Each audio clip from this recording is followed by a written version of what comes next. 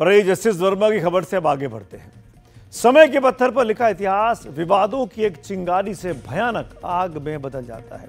संसद में समाजवादी पार्टी के सांसद रामजी लाल सुमन ने 16वीं सदी के वीर योद्धा और मेवाड़ के महाराणा संग्राम सिंह उर्फ राणा सांगा के बारे में जो आपत्तिजनक बयान पिछले हफ्ते दिया, उसकी प्रतिक्रिया अब पूरे राजस्थान में दिखाई पड़ रही है।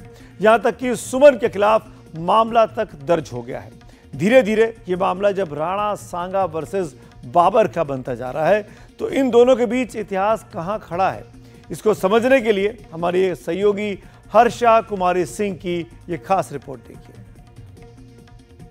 एक तो ये बीजेपी के लोगों का तकिया कलाम हो गया है सभापति महोदय कि मुसलमान इनमें बाबर का डीएनए है।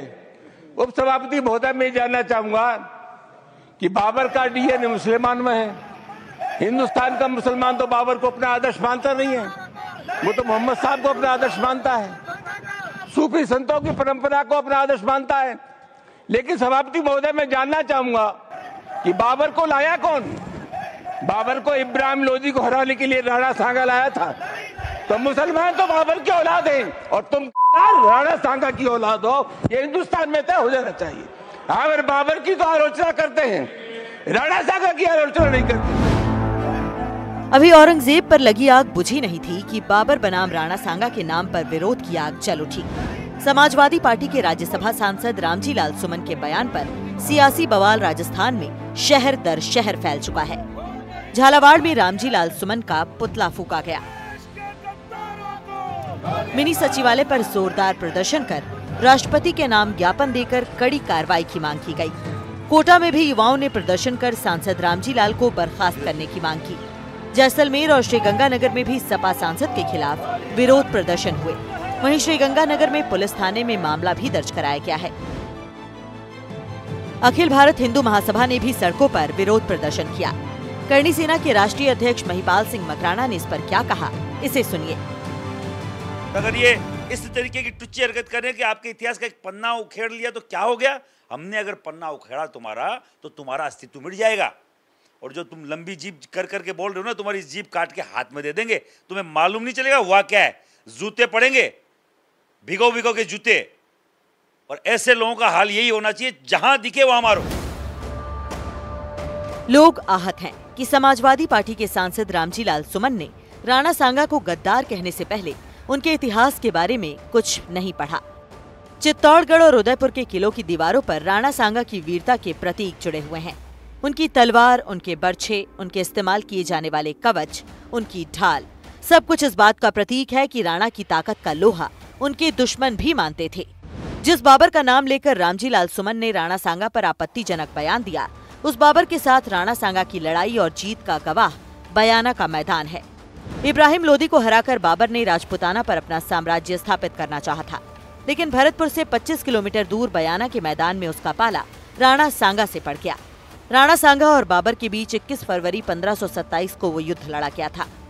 इस युद्ध में राणा सांगा ने बाबर को हराकर बयाना के किले पर कब्जा किया था, लेकिन राणा सांगा के पराक्रम के आगे बाबर को हारना पड़ा। उस हार का सबूत बयाना में ही स्थित तौबा मस्जिद भी है। उसी मस्जिद में बैठकर बाबर ने शराब से तौबा कर ली थी। यहाँ ये युद्ध के टाइम पे कोई समय पे युद्ध हुआ था, इतनी तो मुझे खैर मालूमात नहीं है पूरी तौर से जी, लेकिन इस बात के बारे में ये जानकारी है कि इससे तौबा मस्जिद कहते हैं। बाबर ने आके इसमें तौबा की थी जंग के बाद में। ये शराब वगैरह यहाँ छोड़ी? हाँ, छोड़ी। महाराणा सांगा ने अगर बाबर से लोहा लिया था, तो उनकी तीसरी पीढ़ी के महाराणा प्रताप ने बाबर की तीसरी पीढ़ी के अकबर से लोहा लिया था। राजस्थान ही नहीं, पूरे देश में जब कभी अपनी आजादी और वतन के लिए लड़ने की बात आती है, तो महाराणा प्रताप और महाराणा सांगा का नाम बड़े सम्मान से लिया जाता है। इसलिए समाजवादी पार्टी के सांसद के बेतुके बयान के खिलाफ राजस्थान की राजनीति गर्मा चुकी है। मुख्यमंत्री भजनलाल शर्मा से लेकर केंद्रीय मंत्री गजेंद्र सिंह शेखावत ने रामजी लाल सुमन के बिगड़ैल बोल पर सवाल खड़े किए।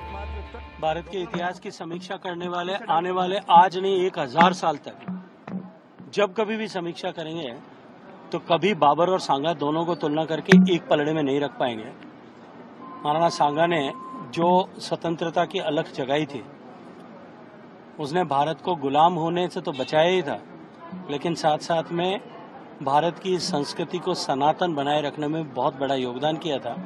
कुछ तुच्छ बुद्धि और छोटे हृदय के लोग इस तरह के अपने जो है चर्चाएं करते हैं। मुझे लगता है कि इन चर्चाओं के लिए कोई गुंजाइश भी नहीं है।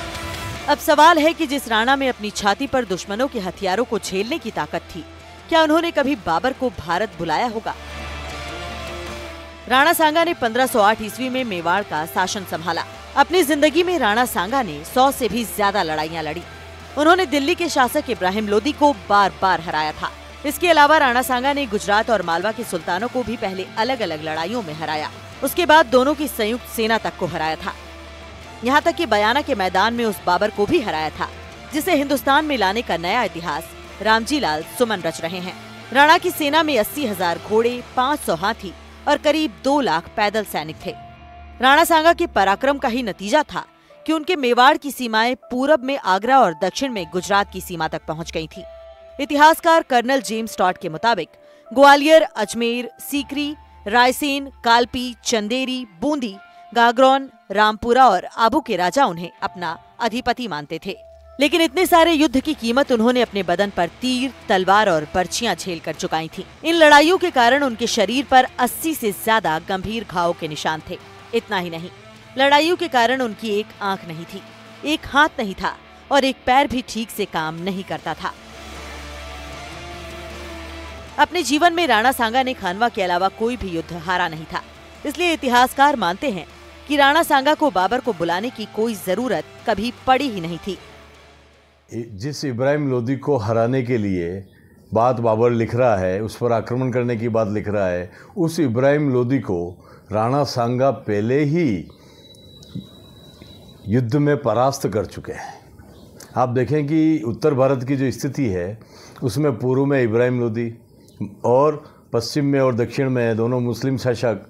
उत्तर भारत जो था वो सारा गिरा हुआ था मुस्लिमों से, और बारी बारी से राणा सांगा ऐसे योद्धा थे जिन्होंने तीनों मुस्लिम शासकों को बारी बारी से पराजित किया था।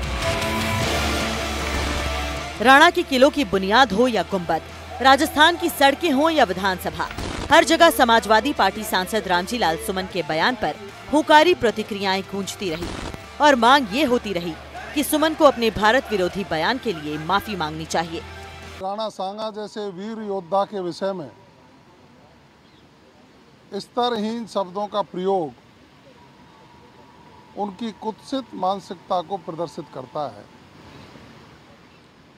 उनके मूल में है वो लोग सनातन विरोधी हैं, वो लोग भारत विरोधी हैं, वो संस्कृति विरोधी हैं, और उनकी जो भाव हैं वो सदन में भी निकल करके आ गए। राणा सांगा के जो स्टेटमेंट है वो सदन में कहा गया है और सदन के अंदर उन्होंने गलत तथ्य रखे हैं और सदन में कह के हम सब नागरिकों को भी मिसलीड कर रहे हैं और सदन को भी मिसलीड कर रहे हैं।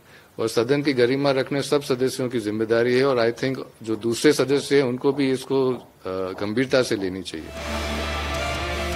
साफ है कि राणा सांगा की विरासत पर छिड़ी ये जंग आगे और भी कई रंग दिखा सकती है।